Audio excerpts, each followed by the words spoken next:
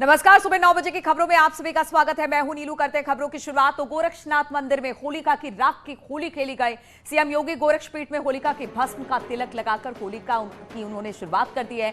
गोरखनाथ मंदिर में होलिका की राख की होली खेलने की परंपरा काफी पुरानी है, जिसका निर्वहन करते हुए सीएम योगी ने होली खेली। और उसके बाद कहा यह जा रहा है कि एक शोभा यात्रा भी आज निकलने वाली है, जिसमें इस वक्त शामिल है मुख्यमंत्री योगी आदित्यनाथ। तो गोरक्षनाथ पीठ में होली की राख, होलिका दहन की राख से होली की गई, जिसका शुभारंभ मुख्यमंत्री ने किया।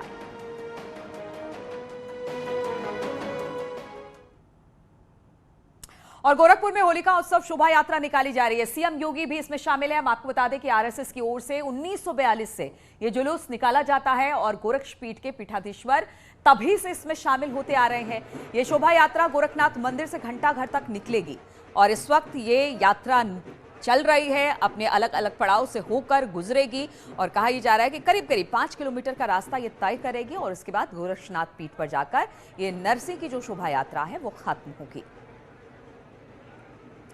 और गोरक्षनाथ से हमारे साथ दो एक मंदिर से और दूसरे शोभा यात्रा में शामिल हैं इस वक्त रामगोपाल और राजीव हमारे साथ जुड़ गए हैं। तो पहले रामगोपाल के पास चलते हैं। रामगोपाल, यात्रा कहां तक पहुंची है इस वक्त?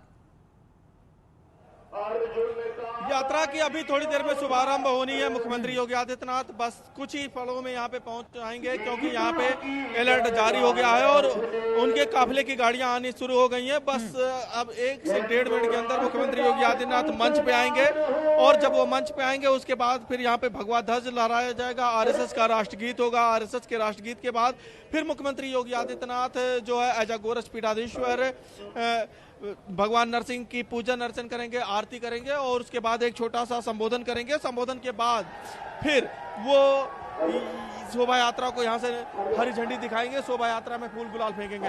और इस वक्त की ताजा अपडेट यही है कि मुख्यमंत्री योगी आदित्यनाथ यहाँ पे पहुंच चुके हैं, घंटाघर पहुंच चुके हैं और अब से बस कुछ ही क्षणों में वो मंच पे आ जाएंगे और अब वो मंच पे धीरे धीरे मंच की तरफ आगे बढ़ रहे हैं मुख्यमंत्री योगी आदित्यनाथ। इस वक्त अब वो मंच पे आएंगे और मंच पे उनको आरएसएस के द्वारा उनका स्वागत किया जाएगा। आरएसएस के जो पदाधिकारी हैं उनका स्वागत करेंगे और उसके बाद फिर जो अन्य कार्यक्रम है वो कार्यक्रम यहाँ पे शुरू हो जाएंगे।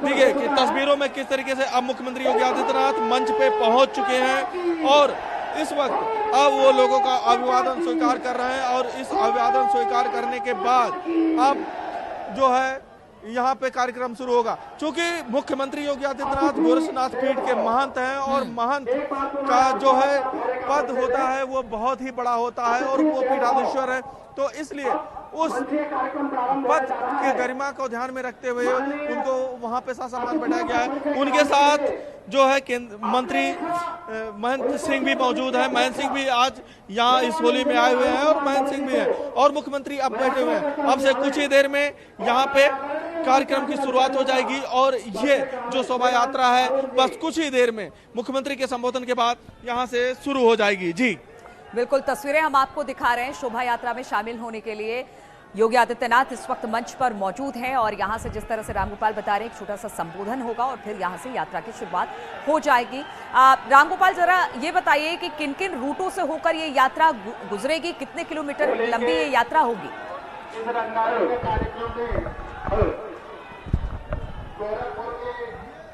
शोभा यात्रा है ये गोरखपुर के घंटाघर से ये शुरू होती है और घंटाघर से ये शोभा यात्रा जिस गलियों से जाती है वो गली जो है हिंदू मुस्लिम मिक्स आबादी है और उस मिक्स आबादी से ये यहाँ से गुजरेगी और सबसे घंटाघर से जब ये शोभा यात्रा शुरू होती है तो यहाँ से निकलने के बाद ये सबसे पहले मदरसा चौक पहुंचेगी, फिर लाल डिग्गी पहुंचेगी, फिर मिर्जापुर पहुंचेगी, घासी कटरा, जाफरा बाजार, चारण लाल चौक, आर्यनगर, बक्सीपुर, नक्खास चौक, रेहती चौक होते हुए फिर यहीं पे आके इस शोभा यात्रा का समापन हो जाएगा। यानी कि और इस पूरे रास्ते में कई ऐसी मस्जिदें भी पड़ती हैं, कई जो है अन्य धार्मिक स्थल भी पड़ते हैं, तो उन धार्मिक स्थलों और उन मस्जिदों का भी ख्याल रखा गया है। परसों मुख्यमंत्री योगी आदित्यनाथ ने खुद कहा था कि हमें किसी की धार्मिक भावनाओं को आहत नहीं करना है, अगर कोई व्यक्ति होली नहीं खेलता है तो उसके ऊपर हमें जबरदस्ती नहीं करनी है। और आरएसएस चूंकि इस शोभा यात्रा को संचालित करता है तो आरएसएस के लोग जो है बेहद ही अनुशासित माने जाते हैं और उसी अनुशासन के तहत ये शोभा यात्रा निकाली जाएगी। और रास्ते में बड़ी संख्या में मुस्लिम आबादी के लोग रहते हैं, तो वो भी अपने घरों से फूल फेंकते हैं, गुलाल फेंकते हैं, रंग फेंकते हैं, पानी फेंकते हैं।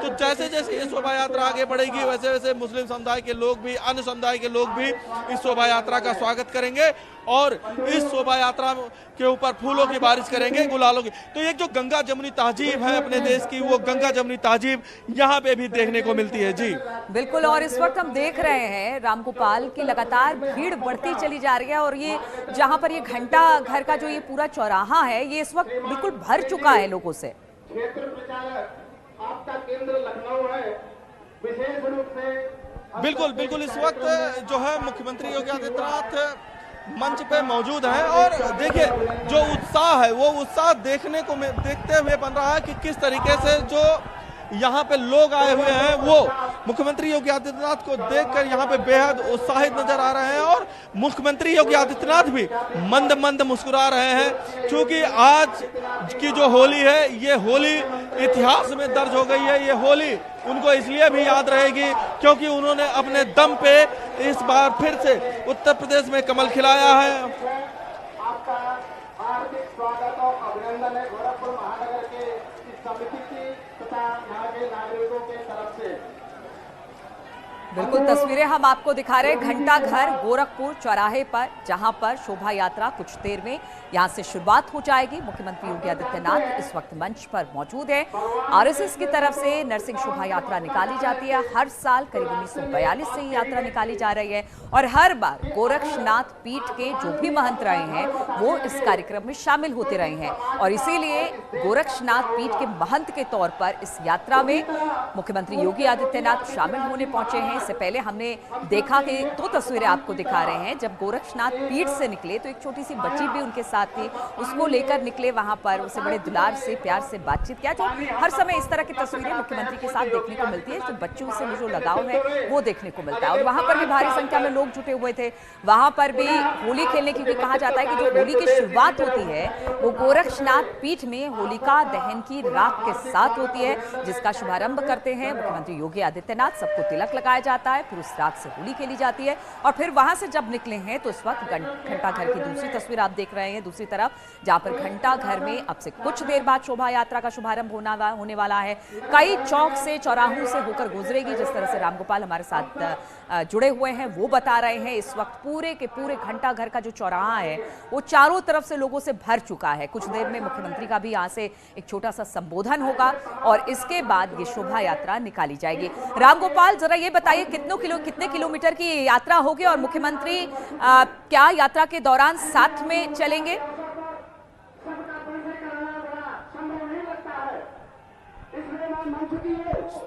जी बिल्कुल, मुख्यमंत्री योगी आदित्यनाथ रथ यात्रा के साथ चूंकि सुरक्षा के जो तमाम प्रोटोकॉल हैं इस कारण उसका फॉलो करते हुए उसमें नहीं चलेंगे, लेकिन वो यहाँ पे शामिल होंगे और यहाँ पे अभी आरती के बाद लोगों पे अबीर गुलाल उड़ाएंगे और उसके बाद जो ये शोभा यात्रा है ये आगे की तरफ बढ़ेगी। इस शोभा यात्रा को फिर आरएसएस के जो लोग हैं, आरएसएस के जो पदाधिकारी हैं वो फिर पूरे रास्ते में इसको टेक ओवर कर लेते हैं और फिर वो जो इनके प्रांत संचालक हैं और प्रचार प्रमुख हैं वो लोग इस रथ यात्रा को लेकर आगे बढ़ेंगे। क्योंकि मुख्यमंत्री योगी आदित्यनाथ की सुरक्षा को लेकर और उस दृष्टि से रास्ते में जो अन्य श्रद्धालु हैं, अन्य लोग हैं जो होली खेलना चाहते हैं, उनको कोई दिक्कत ना हो, तो इस कारण से मुख्यमंत्री यहीं पे लोगों को संबोधित करेंगे और यहीं से फिर वापस गोरक्षनाथ मंदिर के लिए निकल जाएंगे। लेकिन वापस आने के पहले यहाँ पे वो भव्य तरीके से फूलों की होली खेलेंगे, रंगों की होली खेलेंगे, गुलाल की होली खेलेंगे।